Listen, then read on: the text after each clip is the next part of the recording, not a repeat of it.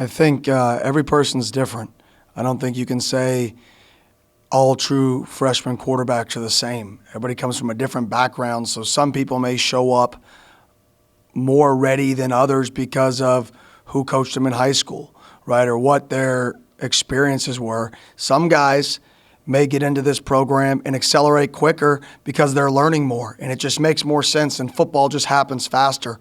So I don't think there's a specific answer to that question. I think the key for them is to just get better every day, and those guys that continue to get better every day and carry themselves, I think that's the key for a true freshman quarterback is if you want to be the guy, you got to carry yourself like the guy. And that's a huge aspect of it is demanding the respect of your teammates, not through being vocal, but just coming to work every day to be the very best they can be. And players see that, and that's what we're looking for.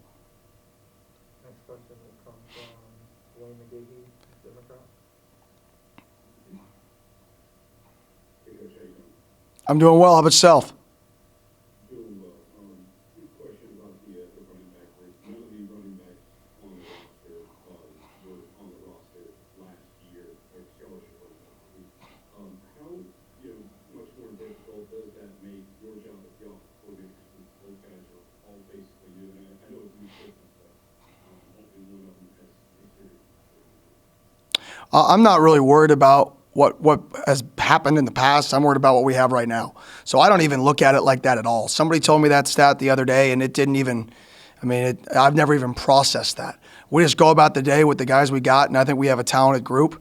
And being a new system, we got to make sure that, number one, our kids know how to execute what we call. It doesn't matter what we draw up. It doesn't matter what we want to do. If our guys don't know how to execute that at a high level, then regardless of what we call, it's not good. So I think that's the key for us is finding the balance as a football team, finding a balance as an offense of what can we execute at a high level, and the amount of effort we give is at the best in the country.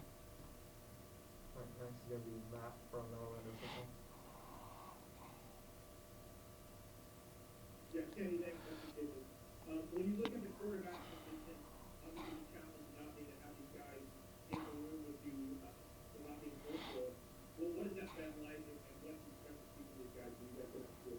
I'm excited to see him throw. I've seen him throw 3 days, and I haven't even seen them all throw. So I'm just excited to get back out there and play football. Walkthroughs, virtual meetings, all of it sounds great. We can stand up there, and I feel good about our guys standing up and teaching a lot of the offense. But at the end of the day, all right, I'm a coach because I can teach. I didn't play because I couldn't do. And a lot of those guys, it doesn't matter what they can teach. I want them to now do it. And I want to be able to see them do it and see them execute it on the football field. So I'm excited to see them throw. I'm excited to see them take what they know and what they can teach and explain and be able to react and make those game day or game-like decisions on the practice field.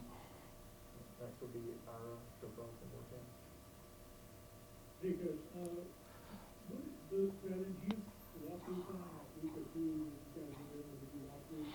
How much does that do for you in terms of giving you some confidence that the players have an idea of what they're going to do when they go into camp after this season?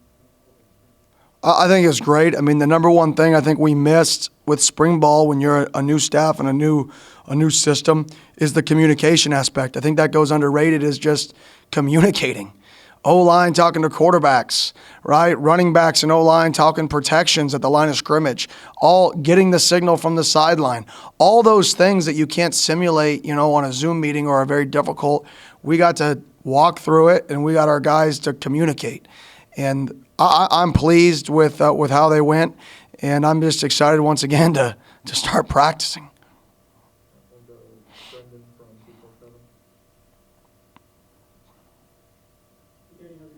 It's going great. How about yourself? I'm good, thanks. So I understand that you guys only got 3 practices to watch the quarterbacks, obviously each other and see throw yet in person, but can you teach me what you do know in the quarterback room? Can you talk about the skill set of that group, and I guess the diversity of the guys that can do different things at different levels?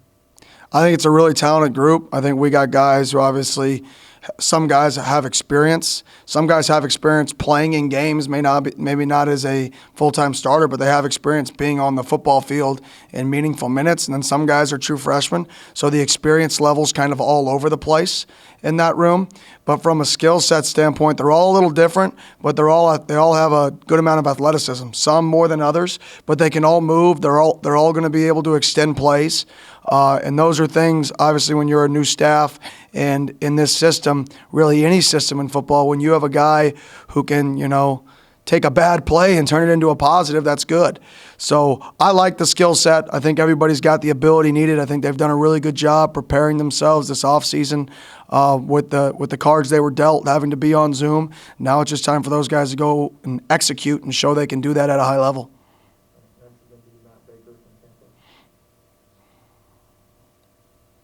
Hey, Danny, since we're all saying a minute ago that they will probably do that kind of team handbook of given circumstances, what are the kind of challenges that brings to you as a coach in the relationship? So sorry, I couldn't hear the beginning of that question. I apologize. Sure. Since we're all saying that you guys will probably do kind of last four teams and kind of group, real given the circumstances. So what are the challenges that brings to you as a coach? Well, I think that's just because we want to focus on the detail. I mean, when you lose spring ball is that period of time where you can eval, but more importantly, you can focus on the fundamentals of the game.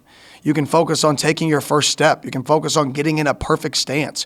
You can focus on the split or your alignment you're supposed to have on this play or how we're supposed to ID this front, right? So I think when you lose that, us not being in as much team, one, is going to help our guys.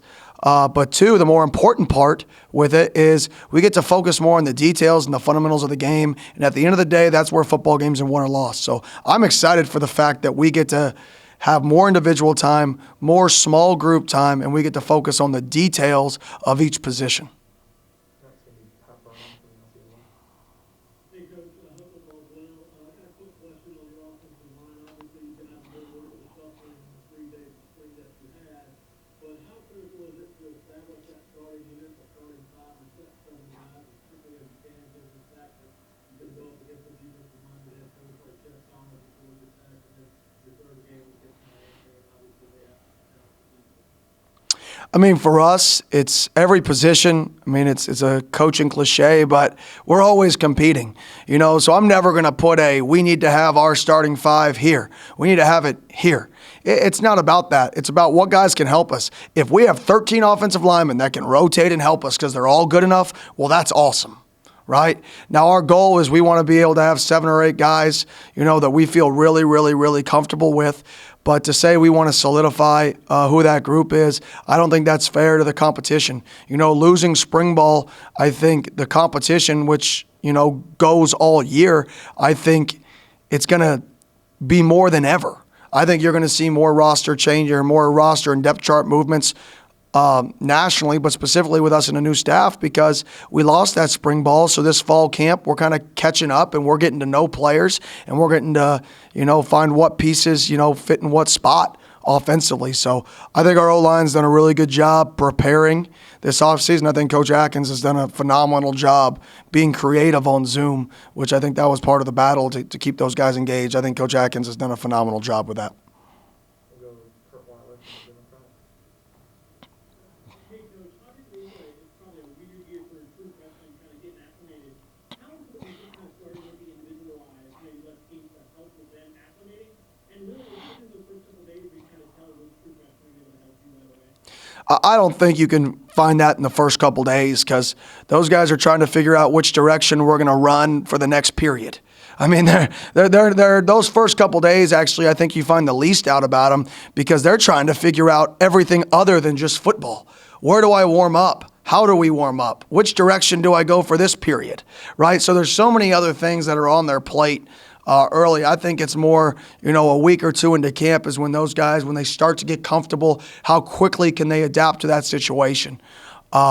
So I'm like I said, we don't know much. All I know is they've done a great job up to this point, preparing themselves. And obviously it's a weird year to be a freshman that shows up in the summer, just not being in the physical classes and all those dynamics. And I think our guys have done the best they can do with the circumstance.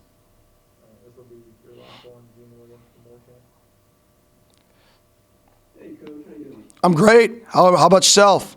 I'm doing well. I like that jersey in the background. Thank you. Appreciate that.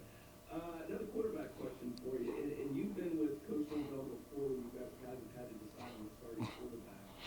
And this season, you got to decide between four. I don't know if you've been in that situation before, but I guess, A, what is the process? What is the back and forth between you two into making that decision? And then how much more difficult is that, the fact that you are going to have to decide between four guys instead of two? We had the exact same situation our third year at Memphis. Yep, our third year at Memphis, we had the exact same situation. We had four guys coming in.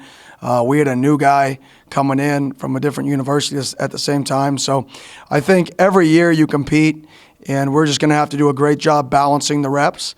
And how that works is if you have a better practice than the other person, you're going to get more reps the next day. And every day is going to be graded.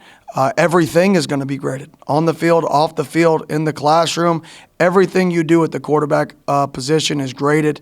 And that's going to determine who gets reps. And your reps are going to determine who gets more reps. And me and Coach Norvell have, we're on the same page. That's never been an issue for us, and it's never going to be an issue. Whether it's calling plays, whether it's what we believe is necessary to be successful at the quarterback position, we see completely eye to eye and all that, and we just got to constantly communicate on what we both see and move from there.